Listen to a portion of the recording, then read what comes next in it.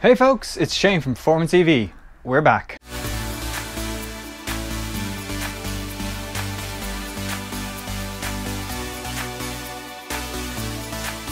Hey folks, welcome to the channel. Thank you so much for joining us. So, for those of you new to this channel, this is my project to put a Nissan Leaf motor into a Porsche 911.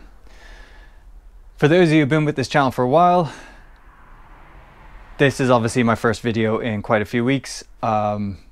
So I'm really sorry about the lack of content. Basically, I had too many things, too many projects, too many work things going on in my life, and I just wasn't able to devote much time to this, which aligned with the fact that I was waiting for a few parts to arrive, meant really nothing's happened on the project in the last few weeks, which is, you know, it's a bit of a bummer, a bit annoying, but I think we're past that now, and I think we're ready to kick things off again, try and get back into moving things forward on the project, getting content out at a reasonable pace, and I hope that you guys will join me on it. So I guess best place to start is just a quick recap of where we are, what's happened recently, and what we're doing. So I guess most recently we've been just trying to get the car from proof of concept through to an actual driving entity that I can bring on the road.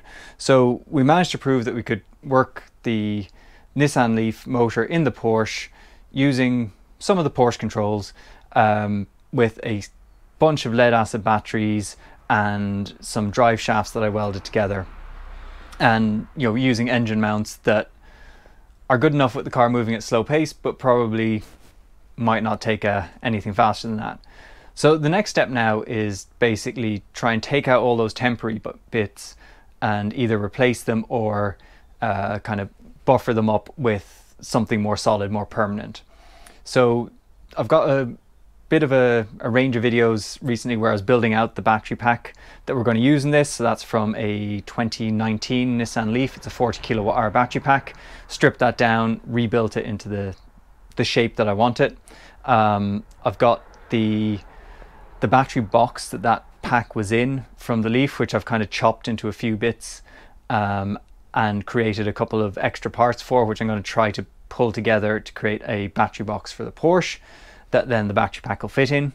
We've taken out the custom fabricated drive shafts that I made, which were basically the two drive shafts, Porsche and Nissan Leaf, chopped in the middle, sleeve put over them and welded back together. They're pretty straight, actually. I was quite impressed I managed to get them, but I'm not going to take them out on the road like that. It's not safe for me, it's not safe for other road users, and it would just be a bit stupid. So got those taken out of the car and got them shipped off to a company in kind of the Midlands of England, who've now sent those back, and I'll show you later in the video what I got back. It looks good, and yeah, we're now at the point where we can start pulling things together. Oh, and we cut out the engine mounts that were there previously because they were going to end up fouling on the two rear corners of the battery, the actual battery itself, not just the box I was building around it. There's no way I could fit the battery where I wanted it unless I was going to have it dragging on the ground. So we've got all those parts done. It's basically setting the groundwork to now start pulling things back together. So what I'm going to focus on first is the battery pack. So I've got a few bits and pieces built together that you'll have seen on other videos. I'm going to try and test fit each of those, get them, massage them a bit, get them fitting in the space in between like the frame rails and at the height that I want, and then we will try and bring them together, see if they fit. Assuming they do, then we can start marking where we're going to place the mounts that they'll bolt onto, and hopefully start to kind of connect the bits of the battery box together, and then we can look at trying to fit the battery into that and get it into the car. Then we'll have to start looking at the other bits like the drive shafts and maybe changing some of the engine mounts or the motor mounts, just to make sure they're a little bit stronger.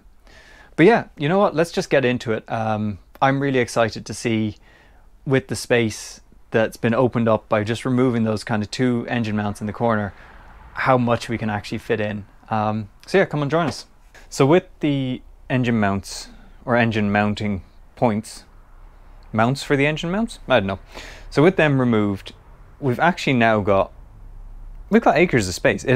It's funny how just removing a couple of pieces from the corner just opens up the space a lot more and makes me so much more confident that I'll actually be able to fit the battery in using what I've got here, rather than having to go and redesign a new battery box concept. So yeah, so it's really good. I'm liking it.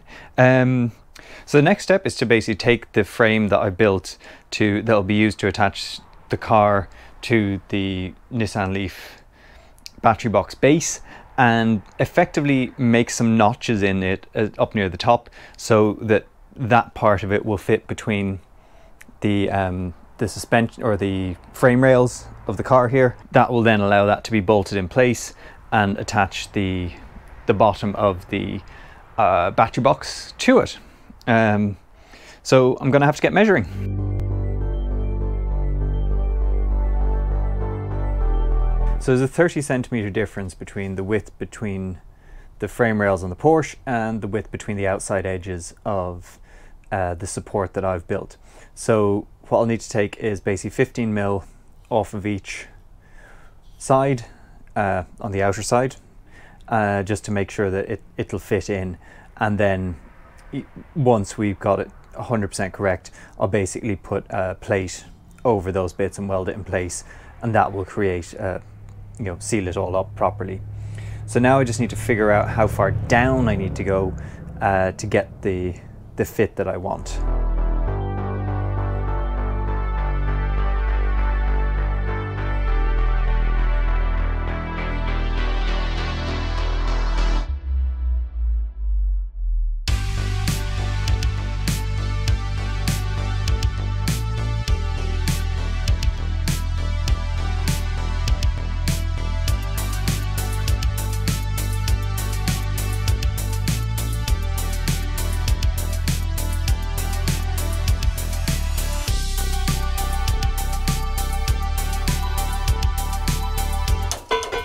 All right, we've cut our notches out.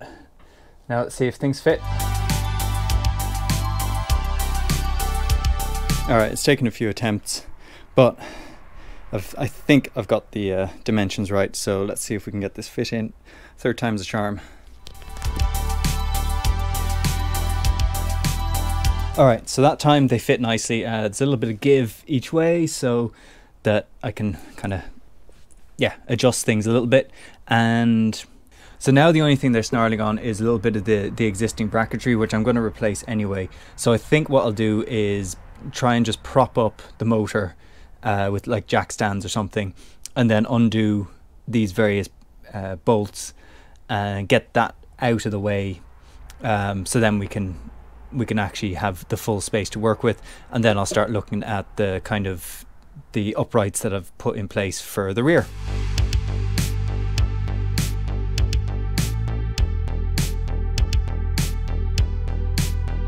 So here's a bit of a sneak peek.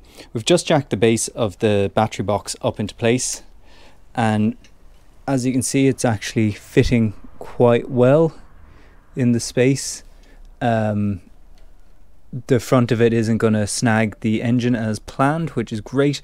Obviously, as I said, I need to remove some of the engine mounts, but I might be able to just tweak those and potentially just reuse them in the short term to speed up the process of getting this installed. But that's it in place. And then if we look down this way, this is where our battery box is going to be. So there's a decent amount of protection back here with the bumper bar and everything, if anything were to happen. And then it's in line there with the base of the car. So we're going to create some mountings off the back of here. We've got some decent kind of welded in nuts. I'll get some high tensile bolts that will bolt into that, probably with a plate, and then have that connecting to a bracket that I'll have connecting up behind the bumper bar here. So connecting into that cross member across there, and probably welded into the frame rails as well. So I think that's looking really smart. There'll be plenty to do to finish it, but I'm very glad that I didn't have to do any kind of adjusting on these ones. I got the spacing right from the outset. So I need to do a bunch more measurements, and then we'll figure out if there's any tweaks needed to the front mounting pieces, which you can see just hiding in here. But once they're then adjusted properly, so maybe just cut a slight V on them to give them a bit more up and down movement, then I can look at starting to get them installed onto the front of the battery box, get that properly secured. And then we can look at actually what needs to happen to mount it in place. You know, get the front mount done, get the back mount done, and then we can put the battery in, which is the exciting bit. Yeah, we're making progress again.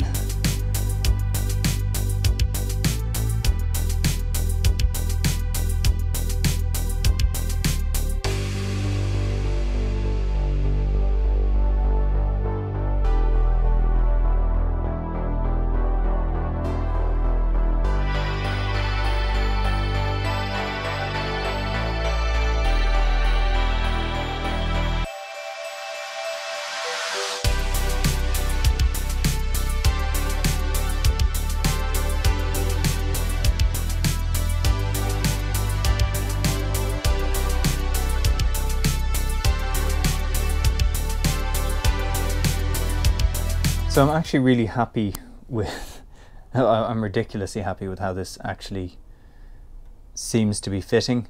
So I cut just about enough of these that there's enough give for kind of lateral and a bit of up and down motion, but not that I've cut out so much metal that I'm going to affect how well I'm able to bolt it into the car, which is fantastic. Most importantly though is it looks like I can actually fit this potentially without really screwing up the rail that I'd already put in place. Now this is not intended to be a long-term venture. It's not supposed to be here forever, but in terms of being able to test drive the car and just get it out on the road and start to find the problems that I'm sure I'll find, if I can do it with this in place, you know, then I have to build less and I've got less to do in the immediate term, and then I can figure everything out and then work out how to bolt this probably into this frame here rather than here. But that can be a future task rather than being an immediate one, which is really good. You know, it's going to cut down the length of time I have to spend doing this battery box. So that's fantastic. I'm pretty happy with the height. You know, these bars come up a little bit higher than the original one that I put in place, but I think there should still be space enough for the inverter to fit without having to do anything too strange or anything like that, which is really cool. This is exciting. All right, so that's the kind of battery box side of things kind of measured out. That's the baseline, and I know it'll fit now in the space that I've got. It's kind of hard to visualize probably for you guys where the battery is going to fit or how it's going to fit, but I kind of know where it is in relation to those uprights that we've got. The one thing I'm not 100% certain on is the height. I think those frame rails go a fair bit higher, so I'm going to wait until I have the battery in place to figure out how much I can cut them down by before then creating a platform that the inverter will go on. And I kind of want to give that as much room as possible because I don't want it too cramped. It's going to get hot enough anyway. Want to give it as much room to breathe. So yeah, so that's that kind of initial work done. What I'm going to do now is a lot of kind of just micro adjustments, getting it in a space that I'm happy with, making sure that everything's level and square, and then I'm going to mark on the frame rails where I want to put some engine mounts. That's basically going to be some heavy duty steel plate welded and shaped so it'll go kind of around the engine mount and bolt to key points on the on those uprights that I'd created. Once that's in place, then we can put the rest of the battery box and attach them to that frame, make sure it all fits again, take it out again, and start to figure out the sheet metal just to kind of protect it on the outside, because obviously we'll want that 100% sealed from the elements. And then once all that's done, take the sheet metal off, put the battery inside, close it up again and try and fit it in the car. So that's going to be exciting. Thank you so much for joining us on this. I hope you've enjoyed it. If you have, please considering sharing, subscribing. Always happy to kind of respond to comments. You know, some of the feedback has been really nice and really helped me kind of get back into it and keep the enthusiasm going. But yeah, till next time, thanks for joining us, and we'll see you soon.